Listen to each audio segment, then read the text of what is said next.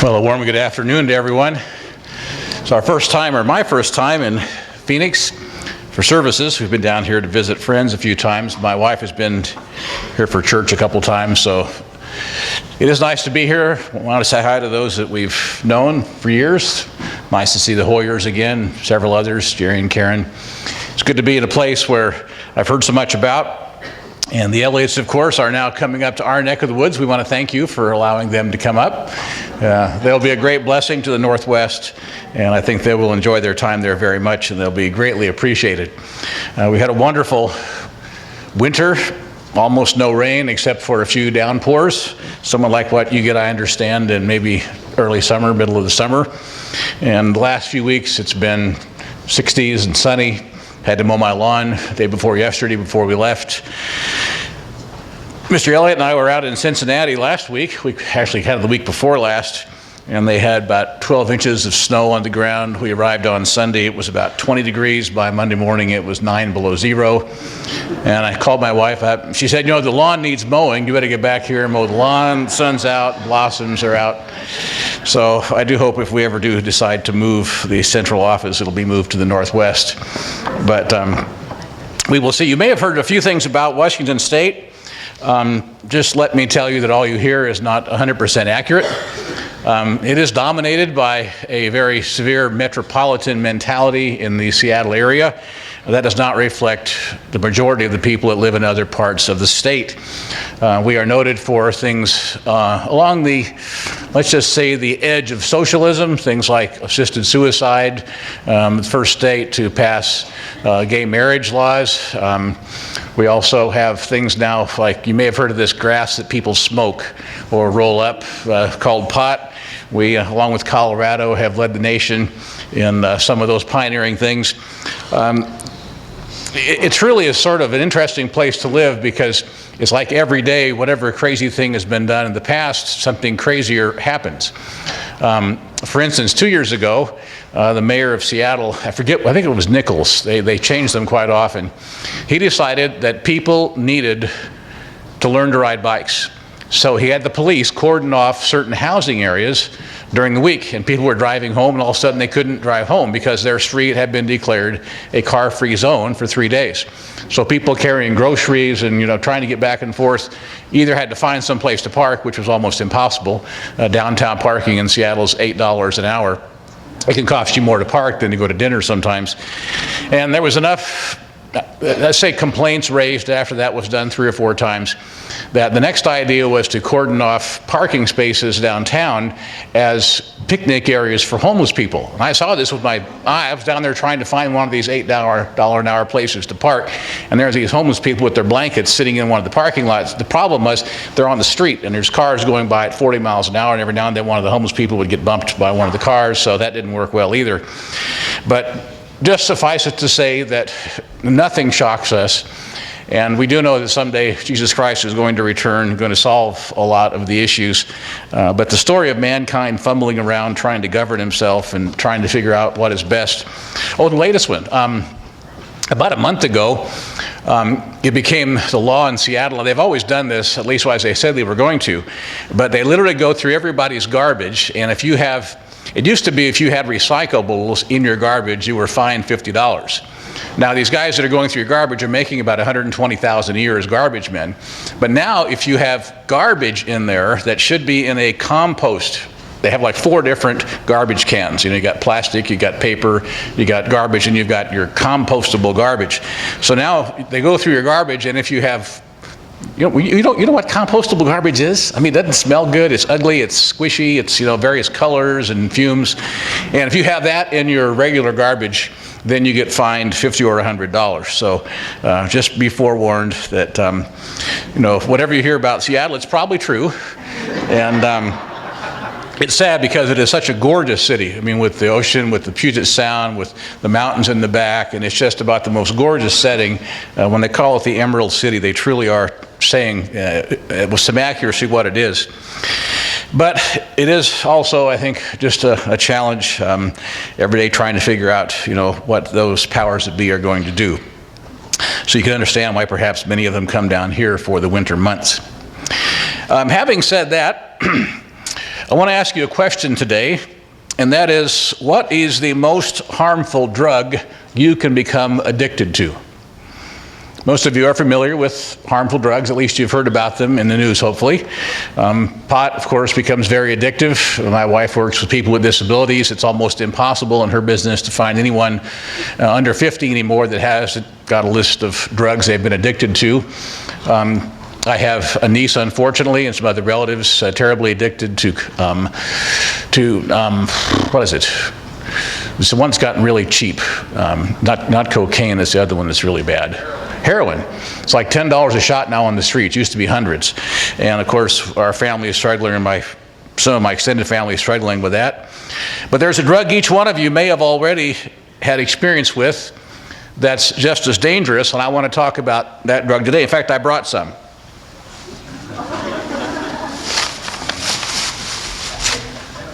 If you can see this drug is called hopium. Hopium. I hope you can see that. Now, hopium is doing something you know is wrong, but you hope it's going to turn out okay anyway. Anybody ever do that? I think we all have. It can be a deadly habit to get into.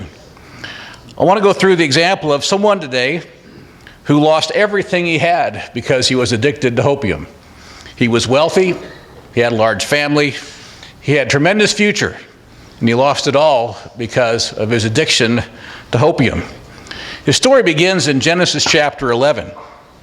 Let's go back there. I realize the theme of the week is where your heart is, or where your treasure is, your heart will be also. In this case, I want to at least talk about this concept that this drug could destroy the real treasure you ought to have. In Genesis chapter 11, in verse 10, this is the genealogy of Shem. Now, the descendants of Shem are called Semites.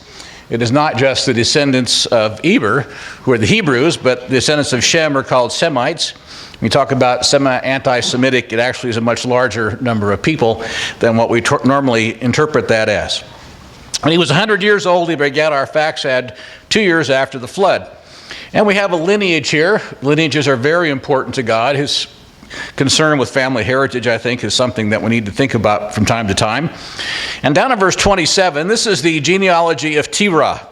Terah begat Abram, Nahor, and Haran. So he had 3 sons. One of them, Haran, the youngest of the 3, begat Lot. Haran died before his father. Must have had some disease of some kind. Something happened to him. Haran died before his father in his native land in Ur of the Chaldees. Now, Ur was a city on the Euphrates River, quite a bit north of what we call modern-day Baghdad, but it was a land where these men lived. And so this man, Lot, became fatherless, somewhat of an orphan, apparently at a fairly young age. Now, the word Lot, interesting, means keep in check. But let's continue on over to Genesis chapter 12. Verse 1 said, "The Lord had said to Abram, get out of your country, from your family, from your father's house, to a land that I will show you. I will make you a great nation, and I will bless you. I will make your name great, and you shall be a blessing. I will bless those who bless you, and I will curse him who curses you. And you, all the families of the earth, will be blessed." And we've seen that even in our time, although those blessings are certainly rapidly being removed as we have turned away from God. Now, if you continue studying the story of Abraham, which we don't have time to do today, the more he obeyed, the more God enlarged this blessing. To begin with, he could just inherit the land he could see. Well, how far can you see with the naked eye? About 8 miles each direction if the land is flat. The next time it's extended all the way to the rivers, the Nile, Euphrates, and after that it includes the entire earth. So as he obeyed, his blessing increased. But in this case, God simply appearing to him when he's in Ur of the Chaldees, and he's telling him to get out of Dodge. This part of the world is going to be going through turmoil. It was the center of moon worship, the moon worship that today comes down to us in the form of Mohammedanism or the Muslim religion. You notice they've got a little crescent moon on top of all of their mosques. It's very easy in history to document that it goes back to the moon religion of the early Chaldees of the Babylonian era. In fact, Allah is actually the moon god of Arabia. They simply moon worship. Of course, the challenge is we've been to the moon, and it's not a god. It's a rock, or a rock and some dust. But that's a sidelight. You can study that on your own at some point. There's a book called God Has 99 Names that covers it pretty carefully. It's an excellent book if you'd like to get some reference to it. Let's go to Genesis chapter 13 and verse 1. Abram went up from Egypt, he and his wife and all that he had, and Lot with him to the south. Now, Abram was very rich in livestock, silver, and in gold. He had all of these physical things to buy whatever he wanted to buy in Egypt or wherever else he traveled. He went as far on his journey from the south as Bethel, house of God's what Bethel means, a place which later where they would set the tabernacle up under Joshua when they crossed into the promised land, to the place where his tent had been at the beginning between Bethel and Ai. That's the area we call Shechem, or where Jacob's well is today. To the place of the altar which he had made there at first, and there Abram called on the name of the Lord. Now notice, Lot also went with Abram. He had flocks and herds and tents. So Lot apparently had inherited everything his father had owned. So you have these three brothers, they're all very wealthy, one of them dies, and the wealth of the younger brother goes to his son Lot, who then leaves and goes with Uncle Abraham off to a different country, the land that God showed him to go. So we have these two separate groups of sheep, goats, donkeys, whatever else they might have. They may have had some wagons that were full of physical possessions, perhaps the beautiful silks or the linens, the clothing of that time, or the silver and gold possessions. And they also would have had the very heavy rugs that they would roll onto the desert as they put their tents up, and those heavy rugs became the floor of the place where they lived. So Lot had his own flocks, herds, and tents. Notice the land was not able to support them, that they might dwell together, for their possessions were so great they could not dwell together. So in short, the grass was in short supply. There wasn't enough grass. They had no irrigation then, but there were too many animals to feed and not enough food for them. It says their herdsmen strove together. There was strife between the herdsmen of Abram's livestock and the herdsmen of Lot's livestock. The Canaanites and the Perizzites then dwelled in the land. So there were other people around, and he couldn't just spread out in any direction he wanted to go. There were borders that they couldn't cross with their flocks and their herds. So Abram said to Lot, "Let there be no strife between me and you." He was a peacemaker, a very gentle man apparently. "Between my herdsmen and your herdsmen, for we are brethren. Is not the whole land before you? Please separate from me. If you take the left, then I'll go to the right. If you go to the right, then I will go to the left." So Abram offered Lot his choice. Whatever area you want to go, I will go the other direction. So Lot lifted up his eyes and saw all the plain of Jordan, that it was well watered everywhere, before the Lord had destroyed Sodom and Gomorrah. That entire southern 1/3 of the Dead Sea today is very likely the area that was called the plain. And apparently it was well watered. It would have been somewhat low. Some of the tradition says it was actually lowered down to the present level because of the destruction of Sodom and Gomorrah. And we'll probably have to have the answer to that after Christ returns. But the Bible does say that that plain, which was a very broad plain, was verdant, it was green, it was productive, and they were able then to have plenty of grass and food for their animals. So Lot chose for himself the plain of Jordan, and Lot journeyed east, and they separated from each other. Abram then dwelt in the land of Canaan. Lot dwelt in the cities of the plain, and pitched his tent even as far as Sodom. So Lot chose the well-watered plain. Unfortunately, he chose the city. He chose the attraction of what looked like an perhaps exciting life. Doesn't say much about Lot's wife here, because perhaps Lot actually found his wife in Sodom. But he went towards Sodom, not just near it. He wanted to be close, but he doesn't want to actually be a part of Sodom at this point. Now, in my ministry over the past, 35 years, however long it's been, for better or for worse, I think for worse, but at least for whatever reason, I've had to deal with a number of what we call predators. Predators are people without a conscience who prey on innocent people. And unfortunately, they often target churches. Sometimes they wiggle their way into the ministry. Oftentimes we hear about them as coaches or as teachers. In about late 1990s, 96, 97, I realized that I had been outgunned by these guys, so I began to do a lot of research. I read the book Without Conscience by Dr. Robert Hare, who is probably the preeminent authority on predators and psychopaths in the world. I called and talked to him. I've been not in regular contact, but I've read his subsequent books and also others that are along that line. Now, I'm in no way a qualified psychiatrist or psychologist, don't think that. But I'll tell you two things I have learned through study and through observation that if you get nothing else today, please write these down. There are two tools that predators use to prey on their victims. These are the same tools that Satan the devil uses to prey on you. The first tool, find out what your victim wants and promise it to them. You don't have to deliver anything. All the predator has to do is talk to his potential victim, whether it's a young child at the playground, whether it's a single lady at home, whoever it might be. Find out what they really want, what makes them tick inside, and then promise it to them. You don't have to give it to them. You just have to promise it. Make them think you're going to give them this, whatever it is that they want. The second tool is called grooming. Make them comfortable around you. That is what Satan is always trying to do to us. He's trying to get us comfortable with his philosophy and his ideas. For some reason, Sodom offered something that Lot wanted. He could have pitched his tent on the western side of the plain, but he didn't. He pitched it on the eastern side of the plain right next to Sodom. So he thought he could come close.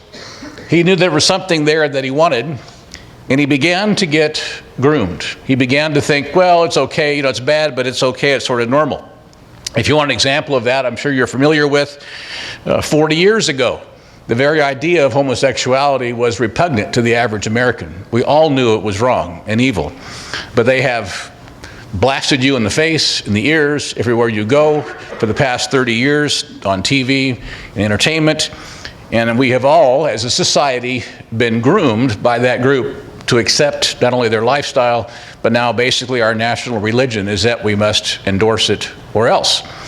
In fact, up in as I said, the state in which we live, which is a gorgeous, beautiful state, there was a bill which was proposed last year. So thankfully, it did not pass the state legislature, but the bill is going to come up again. And it basically says any nonprofit group that rents a publicly owned building, which we do, we rent schools to meet in, must have a statement in their nonprofit papers that say they endorse gay marriage, that they do not in any way refuse services to, which of course in our case would be doing wedding ceremonies, to those who are of that ilk. If that's the case, we will lose our meeting halls just because of that one bill being passed. We'll have to find private or other buildings to meet in. So these things are being forced upon us as state religion, but it's only after 30 years of grooming. And normally predators will get closer and closer and closer and start maybe some physical contact with their potential victims. And that's exactly what Lot did. He didn't realize that was what was happening to him, but he pitched his tent towards Sodom and began to be used to having all that evil around him. It says in verse 13, the men of Sodom were exceedingly wicked and sinful against the Lord. It doesn't say that Lot left him. There's a scripture in the New Testament that said he was vexed. Who knows what that means, other than he was frustrated and he almost lost his life. But he allowed himself to be close to be every day near and interacting with these people who were exceedingly wicked and sinful against the Lord. And that wall that he had built up, or should have built up, knowing good from evil, began to be torn down. Let's drop down a little bit farther to continue in the story, because Lot certainly became very close to it. Let's go over to Genesis chapter 18, beginning in verse 16. Genesis chapter 18. In the interceding chapters, we have stories about Sarah and Isaac, promises to Abraham. In Genesis chapter 18, we have the story here of God coming down to warn Abraham about Sodom. Verse 17 says, the Lord said, shall I hide from Abraham what I am doing? Since Abraham shall surely become a great and mighty nation, God had changed his name from Abram to Abraham, and had promised him to become great in the earth. All the nations of the earth shall be blessed in him. We've seen that both with the birth of Jesus Christ and the extension of the blessings of Abraham to the nations of Israel, and then, of course, to all the earth in the last 2.5 centuries. All the nations of the earth shall be blessed in him, for I have known him, in order that he may command his children and his household after him, that they may keep the way of the Lord to do righteousness and justice. Notice that the Lord may bring to Abraham all that he has spoken to him. But the Lord said, because the outcry against Sodom and Gomorrah is great, and because their sin is very grave, I will go down now and see whether they have done altogether according to the outcry against it that it has done to me or come to me, and if not, I will know it. Interesting that in the Bible, homosexuality is actually condemned 11 times, more than murder and more than stealing. I want to go back to a couple New Testament, actually let's go over first to Proverbs chapter 12 and verse 1. Let's go over to a couple Proverbs here before we come back to our story. Proverbs chapter 12, let's begin in verse 15. Who knows how many years Lot had pitched his tent toward Sodom? By the time we find him here in chapter 18, as we'll see, he's very familiar. He's in the gate, which means he was a city leader, or at least wise, respected for his opinion and judgment. In Proverbs chapter 12 and verse 15, it says, the way of a fool is right in his own eyes, but he who heeds counsel is wise. A fool's wrath is known at once, but a prudent man covers shame. So the way of a fool is right in his own eyes. It's easy to deceive yourself. It's easy for the drug of hopium, doing something you know that's wrong, but hoping it'll turn out right, how that can afflict every one of us. Over in verse 26 of the same chapter, the righteous should choose his friends carefully. Something we often mention at summer camp during our Bible studies and some of the Christian living classes that we cover at summer camp every year. The righteous should choose his friends carefully, because what you are around on a daily basis, you tend to think is normal, and eventually you begin to agree with. For the way of the wicked leads them astray. Let's also go over to James chapter 4 and verse 4. James chapter 4 and verse 4. Lot made friends with the people of Sodom and Gomorrah. Lot apparently got his wife in Sodom or Gomorrah. Lot had daughters, and Lot had sons-in-law that were married to him in Sodom and Gomorrah, married to his daughters. James chapter 4 and verse 4 says, adulterers and adulteresses, do you not know that friendship with the world is enmity with God? You know, what is friendship with the world? Unfortunately, I think we've all been guilty of it, one form or another.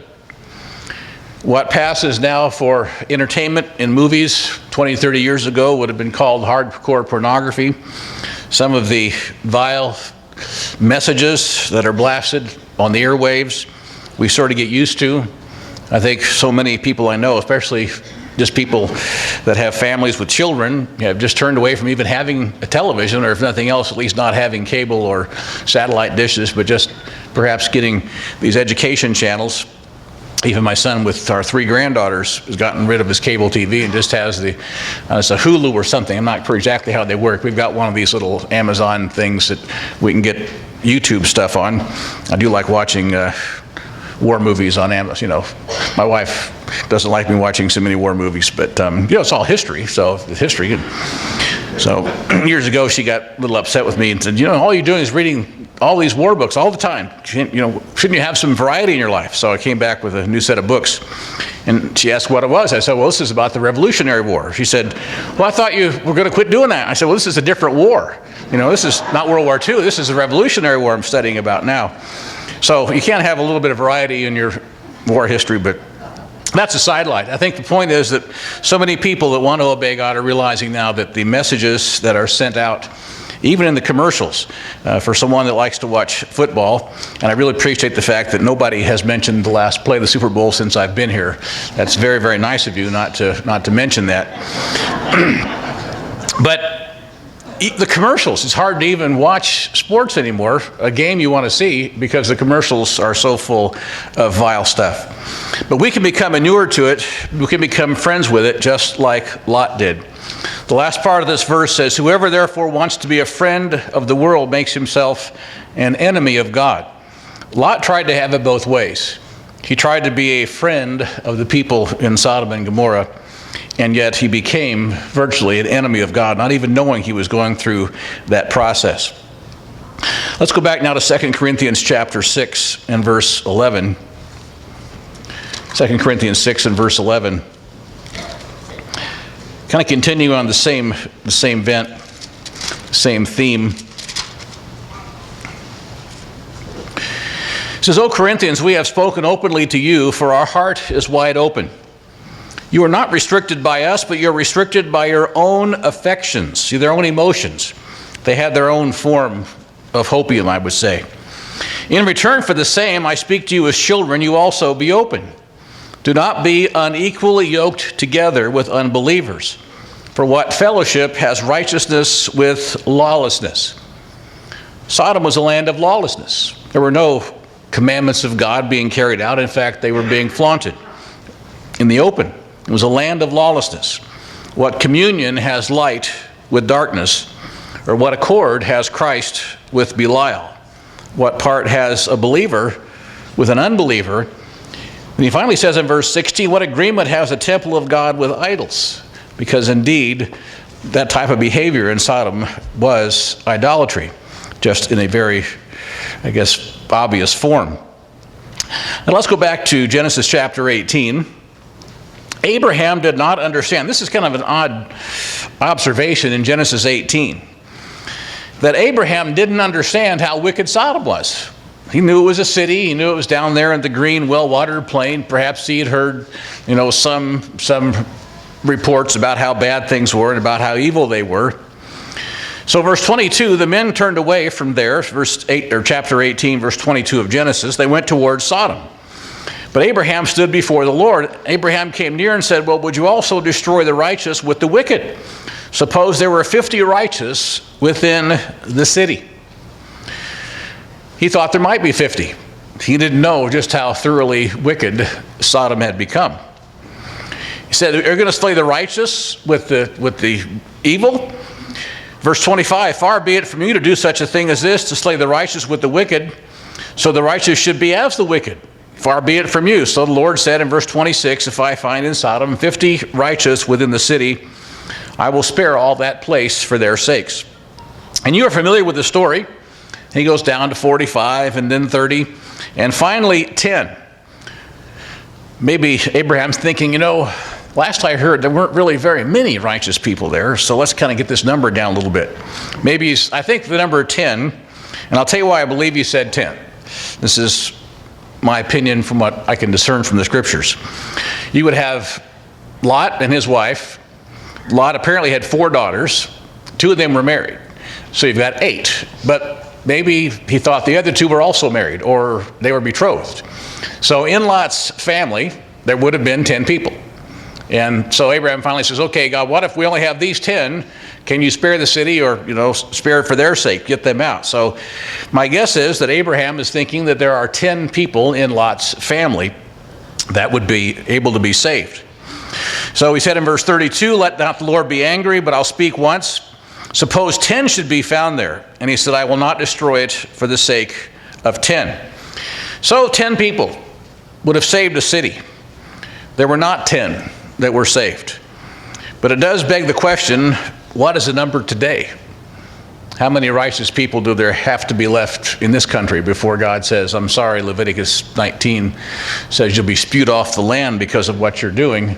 I don't know what the number is. What is the number that would save our country from destruction? What's the minimum number of righteous people?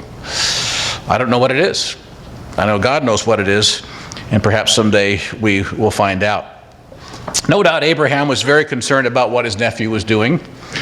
He may have agonized over it a great deal. In chapter 19, the two angels came to Sodom in the evening, and Lot was sitting in the gate of Sodom. Normally there were chairs in the gates, and they were for the city judges, for those who were respected, for doing business deals. So it does seem to indicate that he had grown to a certain level of prominence in the city of Sodom. At least he was recognized. When Lot saw them, he rose to meet them, so he recognized who they were. He knew they were angels or messengers from God, whom Abraham had worshipped and whom he had learned about worshiping from Abraham. He bowed himself with his face towards the ground, and he said, "Here now, my lords, please turn into your servant's house and spend the night and wash your feet, that you may rise early and go on your way." They said, "No, we'll spend the night here in the open." And oftentimes in the Middle East, the first invitation is always refused, and then there's kind of a negotiating thing that goes on. The same in when you buy and sell in the various bazaars and places in that part of the world, which sort of takes a little bit of education to be able to do to get a decent price. But he insisted strongly, so they turned into him and entered his house, and he made them a feast and baked unleavened bread, and they ate. So just one indication, the only one we have, that likely this occurred during the days of unleavened bread. Now before they lay down, the men of the city, the men of Sodom, both old and young, all the people from every quarter, this was not a small group. This was hundreds, perhaps thousands, surrounded the house. And they called to Lot and said to him, "Where are the men who came to you tonight? Bring them out to us, that we may know them carnally." So Lot went out to them through the doorway and shut the door behind him. He went out onto the porch to talk to them. Notice it says, "Please, my brethren." He came to the place where he called them brethren. He called them basically his brothers or his friends. So he must have known them well. He must have had a relationship with them. Whatever comfort level that he may not have had in the past with these very wicked and evil people, he was now comfortable being around them. Satan's goal of grooming took its toll on Lot. He said, "Well, I have two daughters who have not known a man." This is obviously a very vile thing for most of us to contemplate. Notice, he has two daughters that have not known a man. He also has two daughters that are married. So when I went to school, 2 and 2 was 4. I know in today's modern math, it's sort of in the spectrum of, 4 to whatever, or the concept of 4 or something. But, years ago, 2 and 2 was 4. So Lot has 2 daughters who are not married. He has 2 that are married. So he has 4 daughters. So the angel says to these, "Well, I have 2 daughters who are not married. They've never known man." Maybe he knew they would reject the offer, so perhaps he wasn't placing his daughters in jeopardy. Who knows exactly what was going on. But anyway, they said, "Stand back. This one came in here to stay, and he keeps acting as a judge." So in verse 9, it says he keeps acting as a judge. This was not the first time Lot had had a conversation with them that was of a judgmental nature. Perhaps he had talked to them and said, "What you're doing is wrong. You really need to," perhaps he was a preacher of righteousness of some kind. All it says is that this one came in here to stay, and now he keeps acting as a judge. He's been a guest, but now he's been acting like a judge. "Now we will deal worse with you than with them." So they obviously said they were going to kill him. So they pressed hard against the man Lot. He came near to break down the door, but the men inside reached out and pulled him in. Verse 11, they struck all the men outside with blindness. And the men said to Lot, "Have you any more else here?" He said, "Well, your sons and your daughters, and whomever you have in this city, take them out of this place. We will destroy this place, because the outcry against them has grown great before the face of the Lord, and the Lord has sent us to destroy it." So Lot went out, spoke to his sons-in-law who had married his daughters, and said, "Get up out of this place, for the Lord will destroy this city." But his sons-in-law seemed to him to be joking. So obviously, his sons-in-law were not followers of God. They were, for all intents and purposes, men of Sodom, men of Gomorrah. Doesn't say they were from anywhere else. And they thought he was joking. They had no faith at all in God's warning. When the morning dawned, the angels urged Lot to hurry, saying, "Arise, take your wife and your 2 daughters who are here, lest you be consumed in the punishment of the city." So the angels knew there weren't 10. They were only going to save Lot and his wife and his 2 daughters, 4 people. While he lingered, something in Sodom was what he wanted. Remember, the first step a predator will use, the first tool, is to find out what a person wants and promise it to them. And there was something there. It may have been his other 2 daughters. It may have been his sons-in-law. Doesn't say grandchildren, but if there were grandchildren there, they would have been a strong reason to linger. But the angels took hold of his hand and the hands of his daughters, and the Lord being merciful, they brought him out and set him outside the city. So they supernaturally rescued him and his wife and the 2 daughters who were unmarried. Escape for your life. Do not look behind you or stay anywhere in the plain. Escape to the mountains, lest you be destroyed. And verse 18 tells us that hopium had its effect. A person that is drunk on a drug no longer can think logically. I'm not going to ask for a show of hands if anybody's had relatives or had experience with people who are addicts. There comes a point when emotion and illogic takes over that person's life. The same happens in hopium as it does with cocaine, with methamphetamines, and with other mind-altering drugs. Lot said to them, "Please, no, my lords, don't kill these evil people. Indeed, now your servant has found favor in your sight, and you have increased your mercy by which you have shown me by saving my life. But I cannot escape to the mountains, lest some evil overtake me and die." In other words, he's feeling sorry for himself. He's feeling sorry. Why? He lost everything. He didn't take any herds. He didn't take any flocks. He didn't take any of his sheep. He didn't take any of his wealth. He didn't take most of his family. He just left with the shirt on his back and 2 of his unmarried daughters. Who knows exactly how much family, how much wealth, how much of everything in his life he lost because Lot was drunk on the drug hopium. He did something he knew wasn't quite right. He pitched his tent towards Sodom, hoping it would turn out okay. But friendship with the world is not friendship at all. It's a facade. Because you see, friendship with any predator is not real friendship. It's simply a tool for that predator to get his way. The predator in this case is Satan the devil, and he wants each one of us to cast our tent towards Sodom because he knows what the result will be. Verse 26 says, Lot's wife looked back behind him, and she became a pillar of salt. My guess is that he met her and married her in Sodom. That would seem to be the logical conclusion. If somehow he had her as a wife before he went to Sodom, there's no record of that.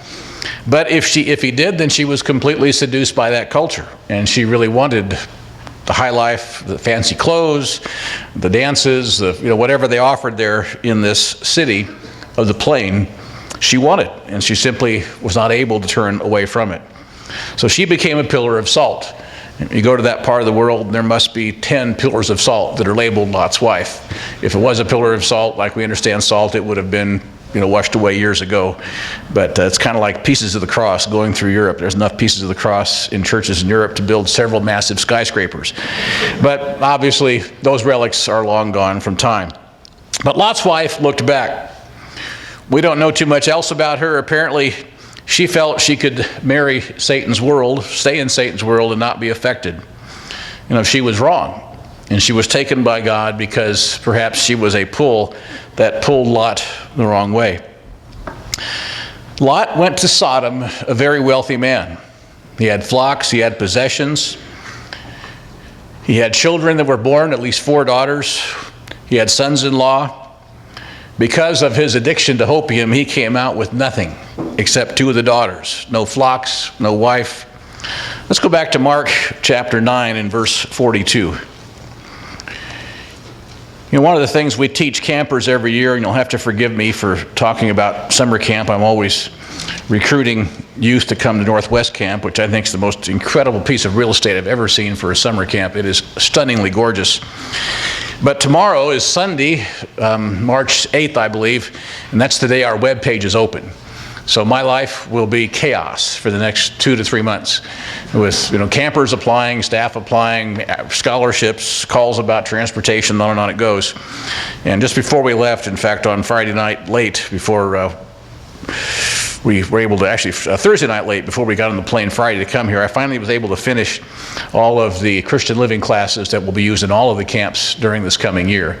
And that's, as far as I'm concerned, the most important thing I do every year is I edit and put together all the Christian living classes used in all the camps for all the campers and all the staff. And Mr. Nutzman's let me do that, and we have help from the other camp directors, of course, and I edit it and put things together in formats that match.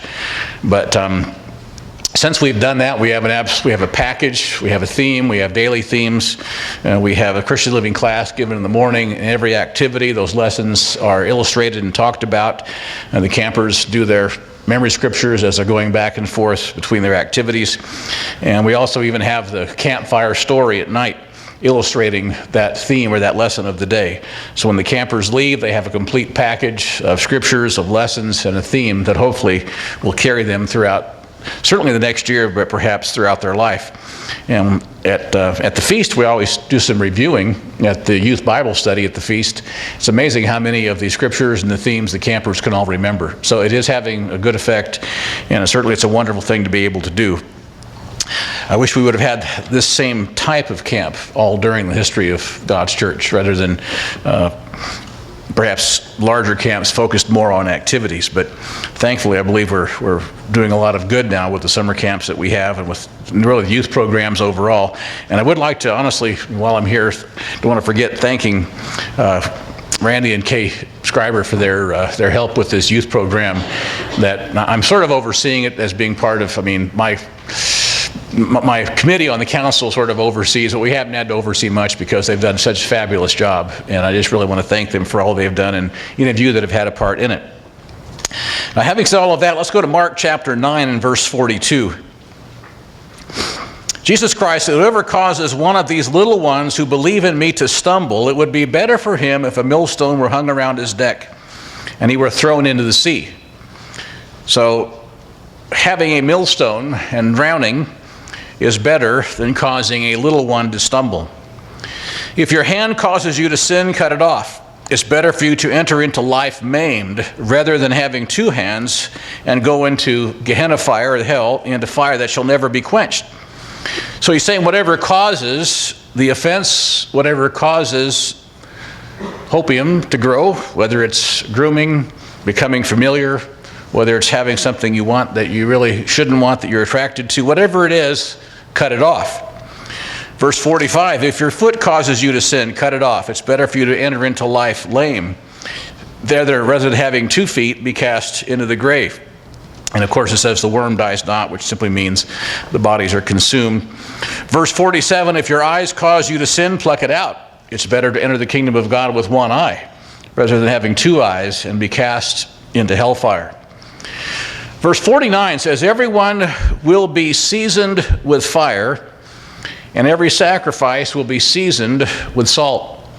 He's saying every one of us will have these challenges. Everyone will be tempted to pitch his tent towards Sodom. Everyone will be tempted to drink a lot of hopium. Everyone will be seasoned with fire. Our challenge is to make sure we recognize it and cut off that influence. Cut off the foot or the eye or the hand that might lead us down that path. Salt is good, but if the salt loses its flavor, how will you season it? Now, sodium chloride doesn't lose its flavor, but sodium fluoride's flavor can be contaminated by dirt, by things it shouldn't be contaminated with, vinegar. It's contaminated. Salt loses its savor when it is mixed with something that is not salt. And so that's what Satan wants us to do. He wants to mix our life with something that's not pure. And certainly those temptations are out there all around us. Have salt or purity in yourselves, and have peace with one another. Lot was an illustration of someone who didn't cut off the arm, leg, or foot, the eye. He got close, he became familiar, and he essentially lost everything that life offered him. Let's finish over in Luke chapter 12, beginning in verse 17. Luke chapter 12 and verse 17. This is about treasures, about somebody that had a lot of treasures. He spoke a certain parable to them, verse 16 of Luke chapter 12, saying, "The ground of a certain rich man yielded plentifully, and he thought within himself, saying, 'What shall I do, since I have no room to store my crops?' He said, 'Well, I'll do this. I'll pull down my barns and build greater ones, and I'll store all my crops and all my goods. And I will say to my soul, Soul, you have many goods that you have stored up for many years. Take your ease, eat, drink, and be merry.'" We might say it's time for him to, get his motorhome and retire to the south. He had all the money he needed. He had it all put away in barns. But God said to him, "Fool, this night your soul will be required of you. Then whose will those things be which you have provided? So is he who lays up treasure for himself and is not rich towards God." Lot was rich towards God when he was living with Abraham, but his physical things became so much of a burden that he had to separate, and he pitched his tent towards Sodom. He became, for some reason, attracted to Sodom. He eventually became used to it. He knew what he knew. He did what he knew was wrong, but he somehow hoped it would turn out. And we've seen today that it turned out very, very poorly. Cost the life of many of his family members and cost him everything he had except for the shirt on his back. Notice it says in verse 22, he said to his disciples, "I say to you, do not worry about your life. Don't be attracted to Sodom. Don't let any predator offer you what you want, because what we really want is God's kingdom. We don't want anything less. Do not worry about your life, what you will eat, or about the body, what you will put on, because life is more than food, and the body is more than clothing." And then he talks about, consider the ravens and the birds and how God takes care of them. When he take care of us much more. Verse 37, "Blessed are those servants when the master, when he comes, will find watching. Assuredly I say to you that he will gird himself and have them sit down to eat, and will come and serve them." The important thing is that we must be watching. We must be doing what we know is right. We must resist any temptation to pitch our tent towards Sodom, or in our society, allow Sodom to pitch their tent in our house. There's a great reward coming, and Jesus Christ says he will someday sit down and eat with us. But we won't be eating any drug called hopium. What we'll be eating, the antidote to hopium, is truthium. And truthium is found in this book.